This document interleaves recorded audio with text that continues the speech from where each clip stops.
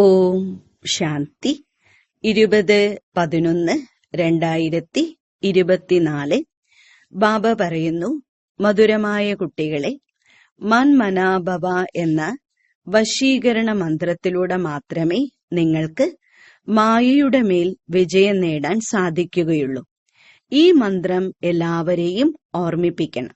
ചോദ്യം: ഈ പരിധിയില്ലാത്ത ഡ്രാമയിലെ ഏറ്റവും ശക്തരായ സേവകർ ആരെല്ലാമാണ്? അതും എങ്ങനെ? ഉത്തരം: ഈ പഴയ ലോകത്തിന്റെ ശുദ്ധീകരണം നടത്തുന്ന ഏറ്റവും നല്ല സേവകരാണ് പ്രകൃതിക്ഷോഭങ്ങൾ.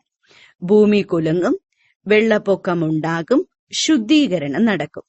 ഇതിനായി ഭഗവാൻ ആർക്കും നിർദ്ദേശം നൽകുന്നില്ല. ബാബ എങ്ങനെ കുട്ടികളെ നശിപ്പിക്കും? ഇത് ഡ്രാമയിലെ പാർട്ടാണ്. രാവണന്റെ രാജ്യമല്ലേ. ഇതിനെ ഈശ്വരീയ ക്ഷോഭങ്ങൾ എന്ന് പറയില്ല. ഓം ശാന്തി. ബാബ തന്നെയാണ് കുട്ടികൾക്ക് മനസ്സിലാക്കി തരുന്നത്. കുട്ടികളെ, മൻമനാഭവ. അല്ലാതെ കുട്ടികൾക്ക് അച്ഛന് മനസ്സിലാക്കി കൊടുക്കാൻ സാധിക്കുമെന്നല്ല. ശിവബാബ മൻമനാഭവ എന്ന് കുട്ടികൾ പറയില്ല. കുട്ടികൾ ഇരുന്ന് പരസ്പരം സംസാരിക്കാറുണ്ട്, അഭിപ്രായം അന്വേഷിക്കാറുണ്ട്. എന്നാൽ എന്താണോ പ്രധാന മഹാമന്ത്രം, അത് ബാബ തന്നെയാണ് നൽകുന്നത്. ഗുരുക്കന്മാർ മന്ത്രം നൽകാറുണ്ട്. ഈ ആചാരം എവിടെ നിന്നാണ് ആരംഭിച്ചത്? പുതിയ സൃഷ്ടിയുടെ രചന നടത്തുന്ന ബാബ തന്നെയാണ് ഏറ്റവും ആദ്യം മന്ത്രം നൽകുന്നത്. മൻമനാഭവ. ഇതിന്റെ പേര് തന്നെ വശീകരണ മന്ത്രം എന്നാണ്. അർത്ഥം മായയുടെ മേൽ വിജയം പ്രാപ്തമാക്കാനുള്ള മന്ത്രം. ഇത് ഉള്ളിൽ ജപിക്കേണ്ട ആവശ്യമൊന്നും ഇല്ല. ഇത് മനസ്സിലാക്കുകയാണ് വേണ്ടത്. ബാബ അർത്ഥസഹിതം മനസ്സിലാക്കി തരുന്നു. തീർച്ചയായും ഗീതയിലുണ്ട്, എന്നാൽ അർത്ഥം ആരും മനസ്സിലാക്കുന്നില്ല. ഇത് ഗീതയുടെ എപ്പിസോഡ് കൂടിയാണ്, എന്നാൽ പേര് മാറ്റി എന്ന് മാത്രം. എത്ര വലിയ വലിയ പുസ്തകങ്ങൾ ഭക്തിമാർഗത്തിൽ നിർമ്മിക്കുന്നു. വാസ്തവത്തിൽ ഇത് വാക്കാൽ ബാബ ഇരുന്ന് കുട്ടികൾക്ക് മനസ്സിലാക്കി തരികയാണ്. ബാബയുടെ ആത്മാവിൽ ജ്ഞാനമുണ്ട്. കുട്ടികളുടെയും ആത്മാവാണ് ജ്ഞാനം ധാരണ ചെയ്യുന്നത്. ബാക്കി സഹജമായി മനസ്സിലാക്കി കൊടുക്കുന്നതിനെയാണ് ഈ ചിത്രങ്ങളെല്ലാം നിർമ്മിച്ചിരിക്കുന്നത്. നിങ്ങൾ കുട്ടികളുടെ ബുദ്ധിയിൽ ഈ മുഴുവൻ ജ്ഞാനവുമുണ്ട്. നിങ്ങൾക്കറിയാം, ആദി സനാതന ദേവി ദേവതാ ധർമ്മം ഉണ്ടായിരുന്നു. അപ്പോൾ മറ്റൊരു ധർമ്മവും ഉണ്ടായിരുന്നില്ല. പിന്നീടാണ് ഈ ഖണ്ഡങ്ങൾ കൂടി ചേർന്നത്. അതിനാൽ ആ ചിത്രവും ഒരു കോണിൽ വെക്കണം. നിങ്ങൾ കാണിച്ചു കൊടുക്കുന്നു, ഭാരതത്തിൽ ഇവരുടെ രാജ്യമുണ്ടായിരുന്നു. അപ്പോൾ രണ്ടാമതൊരു ധർമ്മം ഉണ്ടായിരുന്നില്ല. ഇപ്പോൾ എത്രയധികം ധർമ്മങ്ങളാണ്. പിന്നീട് ഇതൊന്നും ഉണ്ടാകില്ല. ഇതാണ് ബാബയുടെ പ്ലാൻ. ആ പാവങ്ങൾക്ക് എത്ര ചിന്തയാണ്. നിങ്ങൾ കുട്ടികൾ മനസ്സിലാക്കുന്നു, ഇതെല്ലാം ശരി തന്നെയാണ്. എഴുതിയിട്ടുമുണ്ട്. ബാബ വന്ന് ബ്രഹ്മാവിലൂടെ സ്ഥാപന ചെയ്യുന്നു. എന്തിന്റെ സ്ഥാപന? പുതിയ ലോകത്തിന്റെ. യമുനയുടെ തീരം, അതാണ് തലസ്ഥാനം. അവിടെ ഒരേയൊരു ധർമ്മമേ ഉണ്ടാകൂ. വൃക്ഷത്തിന്റെ ജ്ഞാനം വളരെ ചെറുതാണ്. ഈ വൃക്ഷത്തിന്റെ ജ്ഞാനവും ബാബ തന്നെയാണ് നൽകുന്നത്. ചക്രത്തിന്റെ ജ്ഞാനം നൽകുന്നു. സത്യുഗത്തിൽ ഒരേയൊരു ഭാഷയേ ഉണ്ടാകും. മറ്റ് ഭാഷകളൊന്നും ഉണ്ടാകില്ല. നിങ്ങൾക്ക് തെളിവോടുകൂടെ സാധിക്കും. ഒരേയൊരു ഭാരതം മാത്രമേ ഉണ്ടായിരുന്നുള്ളൂ. ഒരേയൊരു രാജ്യമേ ഉണ്ടായിരുന്നുള്ളൂ. ഒരു ഭാഷ മാത്രമാണ് ഉണ്ടായിരുന്നത്. സ്വർഗത്തിൽ സുഖവും ശാന്തിയും ഉണ്ടായിരുന്നു. ദുഃഖത്തിന്റെ പേരോ അടയാളമോ പോലും ഉണ്ടായിരുന്നില്ല. ആരോഗ്യവും സമ്പത്തും സന്തോഷവും എല്ലാം ഉണ്ടായിരുന്നു. ഭാരതം പുതിയതായിരുന്നു. മാത്രമല്ല, ആയുസ്സും വളരെ കൂടുതലായിരുന്നു. എന്തുകൊണ്ടെന്നാൽ പവിത്രമായിരുന്നു. പവിത്രമായിരിക്കുമ്പോൾ മനുഷ്യൻ ആരോഗ്യവാനായിരിക്കും. അപവിത്രമാകുമ്പോൾ നോക്കൂ മനുഷ്യന്റെ സ്ഥിതി എന്താണെന്ന്. ഇരിക്കെ തന്നെ അകാല മൃത്യു വരിക്കുന്നു. യുവാക്കളും മരണമടയുന്നു. എത്ര അധികം ദുഃഖമുണ്ടാകുന്നു. സത്യുഗത്തിൽ അകാല മൃത്യു ഉണ്ടാകില്ല. പൂർണ്ണ ആയുസ്സുണ്ടാകും. അടുത്ത തലമുറ വരെ അഥവാ വാർദ്ധക്യം വരെ ആരും മരിക്കുന്നില്ല. ആർക്ക് മനസ്സിലാക്കി കൊടുക്കുമ്പോഴും ഇത് ബുദ്ധിയിൽ ഉറപ്പിച്ചു കൊടുക്കണം. പരിധിയില്ലാത്ത ബാബയെ ഓർമ്മിക്കൂ. ബാബ തന്നെയാണ് പതിത പാവനൻ. ബാബ തന്നെയാണ് സദ്ഗതി ദാതാവ്. നിങ്ങളുടെ പക്കൽ ചിത്രമുണ്ടായിരിക്കണം. എങ്കിൽ തെളിയിച്ച് മനസ്സിലാക്കി കൊടുക്കാൻ സാധിക്കും. ഇന്നത്തെ ചിത്രം ഇതാണ്, നാളത്തെ ചിത്രം ഇതാണ്. ചിലർ നല്ല രീതിയിൽ കേൾക്കുന്നുമുണ്ട്. ഇത് മുഴുവൻ മനസ്സിലാക്കി കൊടുക്കണം. ഈ ഭാരതം അവിനാശി ഖണ്ഡമാണ്. എപ്പോഴാണോ ഈ ദേവീ ദേവതാ ധർമ്മം ഉണ്ടായിരുന്നത്, അപ്പോൾ മറ്റൊരു ധർമ്മവും ഉണ്ടായിരുന്നില്ല. ഇപ്പോൾ ആദി സനാതന ദേവീ ദേവത ധർമ്മം ഇല്ല. ഈ ലക്ഷ്മി നാരായണന്മാർ എവിടെ പോയി? ആർക്കും പറയാൻ കഴിയില്ല. ആരിലും പറഞ്ഞു തരാനുള്ള ശക്തിയില്ല. നിങ്ങൾ കുട്ടികൾക്ക് നല്ല രീതിയിൽ രഹസ്യയുക്തമായി മനസ്സിലാക്കി കൊടുക്കാൻ സാധിക്കും. ഇതിൽ ആശയക്കുഴപ്പത്തിന്റെ കാര്യമില്ല. നിങ്ങൾക്ക് എല്ലാം അറിയാം. മാത്രമല്ല ആവർത്തിക്കാനും സാധിക്കും. നിങ്ങൾക്ക് ആരോട് വേണമെങ്കിലും ചോദിക്കാം, ഇവരെവിടെ പോയി? നിങ്ങളുടെ ചോദ്യം കേട്ട് അമ്പരക്കും. നിങ്ങളാണെങ്കിൽ നിശ്ചയത്തോടെ പറയുന്നു, ഇവരും 84 ജന്മങ്ങൾ എടുക്കുന്നത് എങ്ങനെയാണെന്ന് ബുദ്ധിയിലുണ്ടല്ലോ. നിങ്ങൾ ഉടൻ പറയും, സത്യുഗമാകുന്ന പുതിയ ലോകത്തിൽ നമ്മുടെ രാജ്യമായിരുന്നു. ഒരേയൊരു ആദി സനാതന ദേവീ ദേവതാ ധർമ്മമായിരുന്നു. രണ്ടാമത് ഒരു ധർമ്മവും ഉണ്ടായിരുന്നില്ല. എല്ലാം പുതിയതായിരുന്നു. ഓരോ വസ്തുവും സദോ പ്രധാനമായിരിക്കും. സ്വർണവും അളവില്ലാത്തതുണ്ടാകും. എത്ര സഹജമായി ശേഖരിക്കുന്നുണ്ടാകും. പിന്നീട് അതുകൊണ്ട് ഇഷ്ടികയും കൊട്ടാരവുമെല്ലാം നിർമ്മിക്കുന്നുണ്ടാകും. അവിടെ എല്ലാം സ്വർണത്തിൻ്റെതായിരിക്കും. ഖനികളെല്ലാം പുതിയതായിരിക്കില്ലേ? സത്യമായ സ്വർണം ഒരുപാടുള്ളതുകൊണ്ട് ഇമിറ്റേഷനൊന്നും ഉണ്ടാകില്ല. ഇവിടെയാണെങ്കിൽ പേരിനു പോലും യഥാർത്ഥത്തിലുള്ളതില്ല. ഇമിറ്റേഷന് എത്ര ശക്തിയാണ്! അതിനാലാണ് പറയുന്നത് അസത്യമായ ശരീരം. സമ്പത്തും അസത്യമാണ്. വജ്രവും മുത്തുമെല്ലാം വ്യത്യസ്ത തരത്തിലുള്ളത് എത്രയോ ഇറങ്ങുന്നു. ഇത് ഒറിജിനലാണോ അല്ലയോ എന്ന് മനസ്സിലാക്കാൻ പോലും സാധിക്കുന്നില്ല. ഇത്രയും ഷോ ഉണ്ടായിരിക്കും. അതിനാൽ ഒറിജിനലാണോ അതോ ഡ്യൂപ്ലിക്കേറ്റ് ആണോ എന്നത് തിരിച്ചറിയാൻ പോലും സാധിക്കുന്നില്ല. അവിടെ ഇങ്ങനെയുള്ള അസത്യമായ വസ്തുക്കളൊന്നും ഉണ്ടാകില്ല. വിനാശമാകുമ്പോൾ എല്ലാം ഭൂമിക്ക് അടിയിലേക്ക് പോകും. എത്ര വലിയ വലിയ കല്ലുകളും വജ്രങ്ങളും കൊണ്ടാണ് കെട്ടിടങ്ങൾ അലങ്കരിക്കുന്നത്. അതെല്ലാം ഇവിടെ നിന്നായിരിക്കും വന്നത്. ആരായിരിക്കും മുറിച്ചെടുത്തത്? ഇന്ത്യയിലും വളരെയധികം വിദഗ്ധരുണ്ട്, സമർത്ഥരായിക്കൊണ്ടിരിക്കും. പിന്നീട് അവിടേക്ക് ഈ സമർത്ഥതയും കൊണ്ടല്ലേ വരിക. കിരീടം മുതലായവ വജ്രം കൊണ്ട് മാത്രമാണോ നിർമ്മിക്കുക? അതു തീർത്തും ശുദ്ധമായ സത്യമായ വജ്രമായിരിക്കും. ഈ വൈദ്യുതി, ടെലഫോൺ, കാർ മുതലായ ഒന്നും ആദ്യം ഉണ്ടായിരുന്നില്ല. ബാബയുടെ ഈ ജീവിതത്തിനിടയിൽ തന്നെ എന്തെല്ലാം വന്നു? 100 വർഷങ്ങൾക്കുള്ളിലാണ് ഇതെല്ലാം വന്നത്. അവിടെ വളരെ വിദഗ്ധരായവർ ഉണ്ടാകും. ഇപ്പോൾ വരയ്ക്കും പഠിച്ചുകൊണ്ടിരിക്കുകയാണ്, സമർത്ഥരായിക്കൊണ്ടിരിക്കുന്നു. ഇതും കുട്ടികൾക്ക് സാക്ഷാത്കാരം ചെയ്യിക്കുന്നു. അവിടെ വിമാനവും പൂർണ്ണ സുരക്ഷിതത്വം ഉള്ളതാണ്. കുട്ടികളും വളരെ സദോപ്രധാനവും തീക്ഷണ ബുദ്ധിയുള്ളവരുമായിരിക്കും. അല്പം മുന്നോട്ടു പോകവേ നിങ്ങൾക്ക് എല്ലാം സാക്ഷാത്കാരത്തിലൂടെ കാണാൻ സാധിക്കും. തന്റെ ദേശത്തിന് അടുത്തെത്തുമ്പോൾ കൊടി കാണാൻ കഴിയുമല്ലോ. ഇപ്പോൾ വീട്ടിൽ എത്തിച്ചേർന്നിരിക്കുന്നു എന്ന് ഉള്ളിൽ വളരെയധികം സന്തോഷമുണ്ടാകും. ഇപ്പോൾ വന്നെത്തിയിരിക്കുന്നു. അവസാന സമയത്ത് നിങ്ങൾക്കും ഇങ്ങനെയുള്ള സാക്ഷാത്കാരങ്ങൾ ലഭിച്ചുകൊണ്ടിരിക്കും. കുട്ടികൾ മനസ്സിലാക്കുന്നുണ്ട്, ബാബ അതിസ്നേഹിയാണ്, ബാബ പരമാത്മാവാണ്. ബാബയെ എല്ലാവരും ഓർമ്മിക്കുന്നുമുണ്ട്. ഭക്തി മാർഗത്തിൽ നിങ്ങളും പരമാത്മാവിനെ ഓർമ്മിച്ചിരുന്നില്ലേ? എന്നാൽ പരമാത്മാവ് ചെറുതാണോ അതോ വലുതാണോ എന്നൊന്നും അറിയില്ലായിരുന്നു. ഭൃഗുടിക്ക് നടുവിൽ തിളങ്ങിക്കൊണ്ടിരിക്കുന്ന അത്ഭുത നക്ഷത്രം എന്ന് പാടുമായിരുന്നു. എങ്കിൽ തീർച്ചയായും ബിന്ദുരൂപത്തിലായിരിക്കില്ലേ ആ ബാബയെ തന്നെയാണ് സുപ്രീം ആത്മാ അഥവാ പരമാത്മാവ് എന്ന് വിളിക്കുന്നത്. ബാബയിൽ എല്ലാ വിശേഷതകളുമുണ്ട്. ജ്ഞാനത്തിന്റെ സാഗരമാണ്.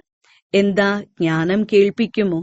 ബാബ എപ്പോൾ കേൾപ്പിക്കുന്നുവോ അപ്പോൾ അറിയാൻ കഴിയുമല്ലോ. എന്താ നിങ്ങൾക്കും മുമ്പ് അറിയുമായിരുന്നു? ഭക്തി മാത്രമേ അറിയുമായിരുന്നുള്ളൂ. ഇപ്പോൾ അത്ഭുതമാണ് എന്ന് മനസ്സിലാക്കുന്നു. ആത്മാവിനെ ഈ കണ്ണുകൾ കൊണ്ട് കാണാൻ സാധിക്കില്ല. അതിനാൽ ബാബയെയും മറക്കുന്നു. ഡ്രാമയിലെ പാർട്ടും അങ്ങനെയാണ്. ആരാണോ വിശ്വത്തിന്റെ അധികാരിയായി മാറുന്നത് അവരുടെ പേരുണ്ടാകുന്നു. എന്നാൽ ആരാണോ ആക്കി മാറ്റിയത് അവരുടെ പേരെ മുക്കിക്കളയുന്നു. കൃഷ്ണനെ ത്രിലോകങ്ങളുടെയും നാഥൻ, വൈകുണ്ഠനാഥൻ എന്ന് പറയുന്നു. അർത്ഥം ഒന്നും മനസ്സിലാക്കുന്നില്ല. കേവലം പുകഴ്ത്തി പറയുന്നു. ഭക്തി മാർഗത്തിലിരുന്ന് അനേകം കാര്യങ്ങൾ ഉണ്ടാക്കിയിട്ടുണ്ട്. പറയുന്നു ഭഗവാനിൽ ഇത്രയും ശക്തിയുണ്ട്. 1000 സൂര്യന്മാരേക്കാൾ തേജോമയനാണ്. എല്ലാവരെയും ഭസ്മമാക്കാൻ സാധിക്കും. ഇങ്ങനെയുള്ള കാര്യങ്ങൾ ഉണ്ടാക്കി ബാബ പറയുന്നു. ഞാൻ ഇങ്ങനെ കുട്ടികളെ കത്തിക്കും. ഇത് സാധ്യമല്ല. എന്താ കുട്ടികളെ അച്ഛൻ നശിപ്പിക്കുമോ? ഇല്ല. ഇത് ഡ്രാമയിലെ പാർട്ടാണ്. പഴയ ലോകം അവസാനിക്കണം. പഴയ ലോകത്തിന്റെ വിനാശത്തിനായി ഈ പ്രകൃതിക്ഷോഭങ്ങളെല്ലാം സേവകരാണ്. എത്ര സമർത്ഥമായ സേവകരാണ്! വിനാശം ചെയ്യൂ എന്ന്. അവർക്ക് ബാബയിൽ നിന്നും നിർദ്ദേശമൊന്നും ലഭിക്കുന്നില്ല. കൊടുങ്കാറ്റടിക്കുന്നു, വെള്ളപ്പൊക്കമുണ്ടാകുന്നു, ഇത് ചെയ്യൂ എന്നെന്താ ഭഗവാൻ പറയുമോ? ഒരിക്കലുമില്ല. ഇത് ഡ്രാമയിലുള്ള പാർട്ടാണ്. ബോംബുകൾ ഉണ്ടാക്കൂ എന്ന് ബാബ പറയുന്നില്ല. ഇതിനെയെല്ലാം രാവണന്റെ മതം എന്നാണ് പറയുക. ഇത് ഉണ്ടായതും ഉണ്ടാക്കപ്പെട്ടതുമായ ഡ്രാമയാണ്. രാവണന്റെ രാജ്യമായതിനാൽ ആസുരീയ ബുദ്ധിയുള്ളവരായി മാറുന്നു. എത്ര പേരാണ് മരിക്കുന്നത്? അവസാനം എല്ലാറ്റിനെയും കത്തിക്കും. ഇതുണ്ടായതും ഉണ്ടാക്കപ്പെട്ടതുമായ കളിയാണ്. അതാണ് ആവർത്തിക്കപ്പെടുന്നത്. അല്ലാതെ ശങ്കരന്റെ കണ്ണു തുറന്നപ്പോൾ വിനാശമുണ്ടായി എന്ന് പറയാൻ കഴിയില്ല. ഇതിനെ ഈശ്വരീയ ക്ഷോഭങ്ങൾ എന്ന് പറയില്ല. ഇതും പ്രകൃതിദത്തം തന്നെയാണ്. ഇപ്പോൾ ബാബ നിങ്ങൾ കുട്ടികൾക്ക് ശ്രീമതം നൽകുകയാണ്. ആർക്കെങ്കിലും ദുഃഖം നൽകുന്ന കാര്യമേയില്ല. ബാബ സുഖത്തിന്റെ വഴി പറഞ്ഞു തരുന്ന ആളാണ്. ഡ്രാമ പ്ലാൻ അനുസരിച്ച് വീട് പഴയതാവുക തന്നെ ചെയ്യും. ബാബയും പറയുന്നു, ഈ മുഴുവൻ ലോകവും പഴയതായിരിക്കുന്നു. ഇത് നശിച്ചുകൊണ്ടേയിരിക്കും. നോക്കൂ, പരസ്പരം എങ്ങനെയാണ് വഴക്കടിക്കതെന്ന്. ആസുരീയ ബുദ്ധിയല്ലേ?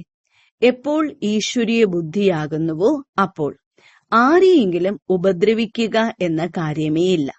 ബാബ പറയുന്നു, ഞാൻ എല്ലാവരുടെയും അച്ഛനാണ്. എനിക്ക് എല്ലാവരോടും സ്നേഹമുണ്ട്. ബാബ നോക്കുന്നത് ഇവിടേക്കാണ്. പിന്നീട് ആരാണോ ബാബയെ വളരെ സ്നേഹത്തോട് ഓർമ്മിക്കുന്നത് അങ്ങനെയുള്ള അനന്യരായ കുട്ടികളുടെ നേർക്കാണ് ദൃഷ്ടി പോകുന്നത്. സേവനം ചെയ്യുന്നുണ്ട്. ഇവിടെ ഇരുന്നു കൊണ്ട് ബാബയുടെ ദൃഷ്ടി സർവീസബിളായ കുട്ടികളുടെ നേരെ പോകുന്നു. ചിലപ്പോൾ ഡെറാഡൂൺ, ചിലപ്പോൾ മീററ്റ്, ചിലപ്പോൾ ഡൽഹി. ഏതു കുട്ടികളാണോ എന്നെ ഓർമ്മിക്കുന്നത് അവരെ ഞാനും ഓർമ്മിക്കുന്നു. ആരെങ്കിലും എന്നെ ഓർമ്മിക്കുന്നില്ലെങ്കിലും ഞാൻ എല്ലാവരെയും ഓർമ്മിക്കുന്നു. എന്തുകൊണ്ടെന്നാൽ എനിക്ക് എല്ലാവരെയും കൂടെ കൊണ്ടുപോകണമല്ലോ. ബാക്കി ആരാണോ എന്നിലൂടെ സൃഷ്ടിചക്രത്തിന്റെ ജ്ഞാനം മനസ്സിലാക്കുന്നത് അവർ നമ്പർ വൈസായി ഉയർന്ന പദവി നേടും. ഇത് പരിധിയില്ലാത്ത കാര്യമാണ്. ലോകത്തിലുള്ള ടീച്ചർ പരിധിയുള്ളതാണ്. ബാബ പരിധിയില്ലാത്തതാണ്. അപ്പോൾ കുട്ടികളുടെ ഉള്ളിൽ എത്ര സന്തോഷമുണ്ടായിരിക്കണം. ബാബ പറയുന്നു, എല്ലാവരുടെയും പാർട്ട് ഒരുപോലെയായിരിക്കില്ല. ഇദ്ദേഹത്തിന് പാർട്ടുണ്ടായിരിക്കും. എന്നാൽ ഫോളോ ചെയ്യുന്നവർ കോടികളിൽ ചിലരേ വരൂ. പറയുന്നു, ബാബ ഞാൻ 7 ദിവസമായ കുട്ടിയാണ്. ഒരു ദിവസത്തെ കുട്ടിയാണ് എങ്കിൽ ചെറിയ കുട്ടിയല്ലേ. അതിനാൽ ബാബ ഓരോ കാര്യങ്ങളും മനസ്സിലാക്കി തരുന്നു. തീർച്ചയായും നദിയും കടന്നാണ് വന്നത്. ബാബ വന്നതു മുതലാണ് ജ്ഞാനം ആരംഭിച്ചത്. ബാബയ്ക്ക് എത്ര മഹിമയാണ്. ആ ഗീതയുടെ അധ്യയനം നിങ്ങൾ ജന്മജന്മാന്തരങ്ങളായി എത്ര തവണ ചെയ്തിട്ടുണ്ടാകും. നോക്കൂ എത്ര വ്യത്യാസമുണ്ടെന്ന്. കൃഷ്ണ ഭഗവാനുവാച എവിടെ, ശിവ പരമാത്മാനുവാച എവിടെ. രാത്രിയും പകലും തമ്മിലുള്ള അന്തരമുണ്ട്. നിങ്ങളുടെ ബുദ്ധിയിൽ ഇപ്പോഴും ഉണ്ടാകണം, നമ്മൾ സത്യഖണ്ഡത്തിലായിരുന്നു. സുഖവും ധാരാളം കണ്ടു, 3/4 ഭാഗം സുഖം കണ്ടു. ബാബ ഡ്രാമ നിർമ്മിച്ചത് സുഖത്തിന് വേണ്ടിയാണ്, അല്ലാതെ ദുഃഖത്തിന് വേണ്ടിയല്ല. ഇത് പിന്നീടാണ് നിങ്ങൾക്ക് ദുഃഖം ലഭിച്ചത്. യുദ്ധം അത്ര പെട്ടെന്ന് ഉണ്ടാകില്ല. നിങ്ങൾക്ക് വളരെയധികം സുഖം ലഭിക്കുന്നു. പകുതിയാണെങ്കിൽ പോലും ഇത്രയ്ക്ക് രസമുണ്ടാകില്ല.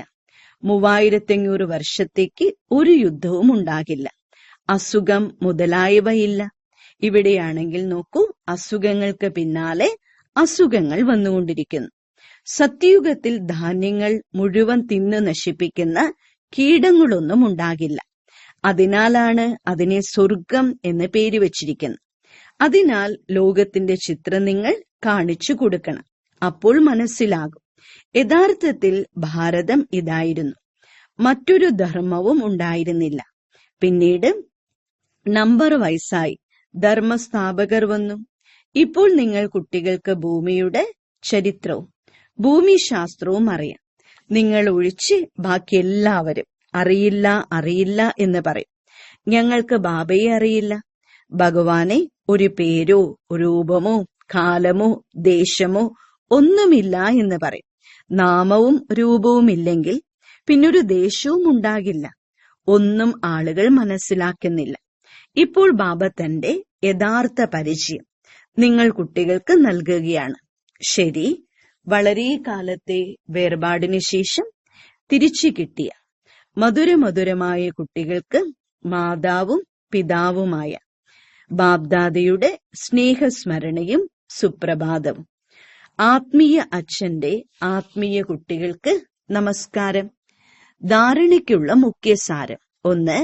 സദാ അപാരമായ സന്തോഷത്തിൽ ഇരിക്കുന്നതിനായി പരിധിയില്ലാത്ത ബാബ കേൾപ്പിക്കുന്ന പരിധിയില്ലാത്ത കാര്യങ്ങളെ സ്മരിക്കണം. മാത്രമല്ല ബാബയെ ഫോളോ ചെയ്തുകൊണ്ട് മുന്നോട്ട് പോകണം. 2.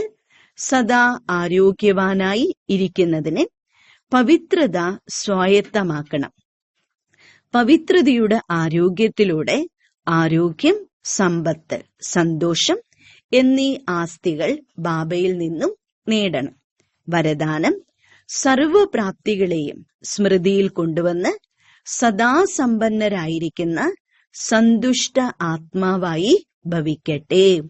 സംഗമയുഗത്തിൽ ബാബ്ദാദയിലൂടെ എന്തെല്ലാം പ്രാപ്തികൾ ലഭിച്ചുവോ അവയുടെ സ്മൃതി എമർജായി കൊണ്ടിരിക്കണം. എങ്കിൽ പ്രാപ്തികളുടെ സന്തോഷം ഒരിക്കലും താഴോട്ട് ചാഞ്ചാടുകയില്ല. സദാ അചഞ്ചലമായിരിക്കും. സമ്പന്നത അചഞ്ചലരാക്കും. ചാഞ്ചാട്ടത്തിൽ നിന്ന് മുക്തമാക്കും. ആര് സർവപ്രാപ്തികളാലും സമ്പന്നരാണോ അവർ സദാ തൃപ്തരും സന്തുഷ്ടരുമായിരിക്കും. സന്തുഷ്ടത ഏറ്റവും വലിയ ഖജനാവാണ്. ആർക്ക് സന്തുഷ്ടതയുണ്ടോ അവരുടെ കൈവശം എല്ലാമുണ്ട്. അവർ ഈ ഗീതം പാടിക്കൊണ്ടേയിരിക്കും. നേടേണ്ടത് എന്താണോ അത് നേടിക്കഴിഞ്ഞു. സ്ലോഗൻ: പ്രേമത്തിന്റെ ഊഞ്ഞാലിൽ ആടിക്കൊണ്ടിരിക്കൂ, എങ്കിൽ പ്രയത്നത്തിൽ നിന്നും താനേ മുക്തമാകും. ഓം ശാന്തി.